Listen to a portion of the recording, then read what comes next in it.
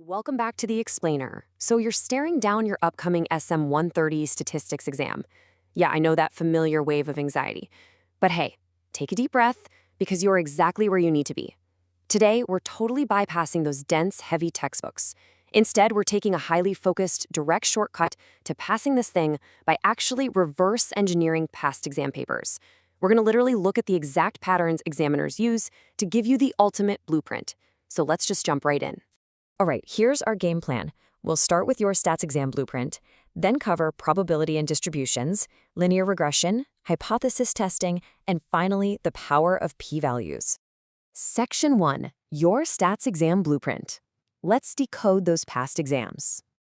Okay, check out this absolutely crucial pattern recognition trick. Examiners love testing if you can instantly spot the right distribution. If you see a question about drawing colored balls made tillbakaliggen, so with replacement, boom, you're in binomial territory. But the second you see utan tillbakaliggen, without replacement, your brain needs to immediately pivot to the hypergeometric distribution. Spotting these exact keywords is going to save you so much precious time on test day. Section 2, probability and distributions. Let's look at some real-world scenarios. Now, beyond your basic coin flips, the exam is definitely going to hit you with a simultaneous probability distribution. Look, don't let the fancy name freak you out. It's really just a mathematical way of showing the probability of two different random variables happening at the exact same time. And honestly, the easiest, most common way examiners present this, they throw it into a matrix. Like this one right here. Let's look at this actual historical data matrix pulled straight out of the spring 2025 exam. It's all about welcome package delivery times.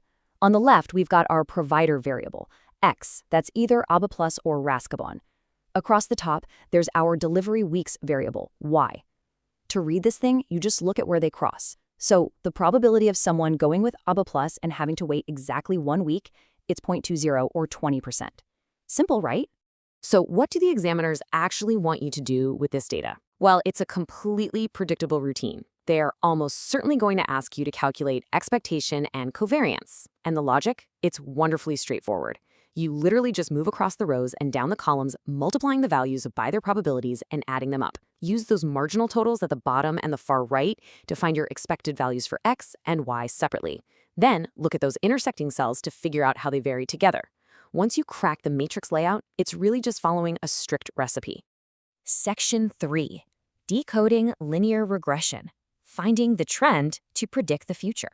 Now, linear regression, I know, it sounds super intimidating, but the core idea is actually really simple. It's all about describing the relationship between variables using a basic straight line function, the classic y equals a plus bx. The whole goal here is just to draw a line through a scatter plot of data that minimizes the total error, or the bomber as you might see it. Doing this lets you confidently predict a brand new y value based on whatever x value you throw at it.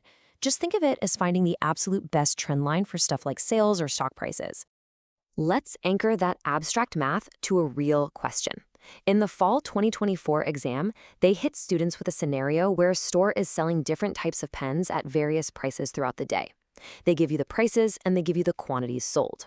The examiner's ultimate goal here? They want you to find that underlying trend line so you can literally predict exact future sales just by looking at a change in price. And this brilliantly illustrates exactly what that mathematical solution looks like. See those dots? Those are your actual real-world observations, points like 1, 1, 2, 3, and 3, 3. By plugging those specific numbers into your regression formulas, you calculate the slope and the intercept. That gives us this solid trend line, y equals 0.33 plus 1x. And what about that vertical gap between the dots and the line itself? Well, those are just your random, unexplainable errors. It's never going to be perfectly flush, and that's totally fine. Section 4, tackling hypothesis testing. This is the big one, the climax.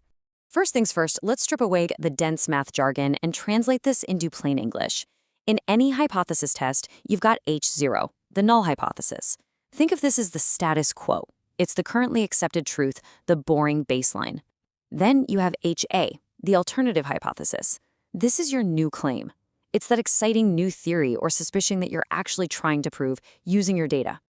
To totally crush these questions, you need a strict step-by-step blueprint. Literally every single hypothesis question follows these 4 steps. Step 1, clearly define your H0 and HA. Step 2, pick the right test statistic, often a t-test, based on whether your variance is known or unknown. Step 3, crunch the numbers to get your p-value or your critical value. And finally, step 4, make the call. Do you reject the status quo or do you keep it? Stick to this exact framework and I promise you, you won't get lost in the weeds.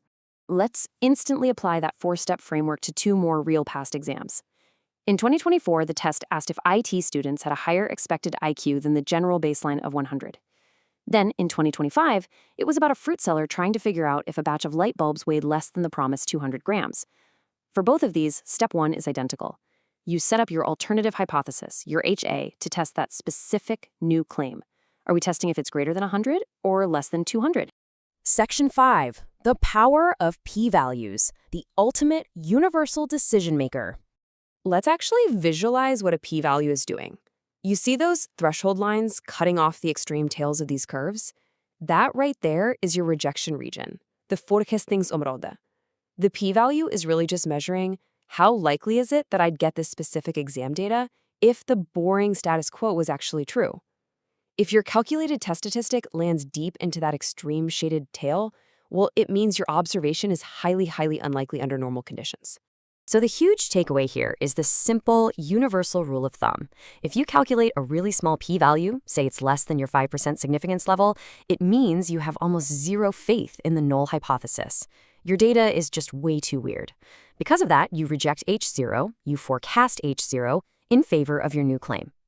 On the flip side, if the p-value is large, your data is totally normal, nothing to see here, and you just keep H0. Real quick before we wrap, here is a rapid-fire cheat sheet for the absolute most critical formulas on the official Spring 2026 formula sheet. Do not forget, for Poisson distributions, expectation equals variance, which equals lambda. Now, for confidence intervals, you need to pay extremely close attention.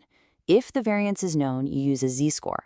But if the variance is unknown, and listen, this is a classic trap examiners love to use to catch you off guard, you absolutely must use a t-score and divide your sample standard deviation by the square root of n. And there you have it. You're no longer just blindly memorizing formulas. You are actually thinking like an examiner. You've got the blueprint, you know to watch out for keyword traps like Uten tobacco-legging, and you've got that foolproof 4-step framework for hypothesis testing.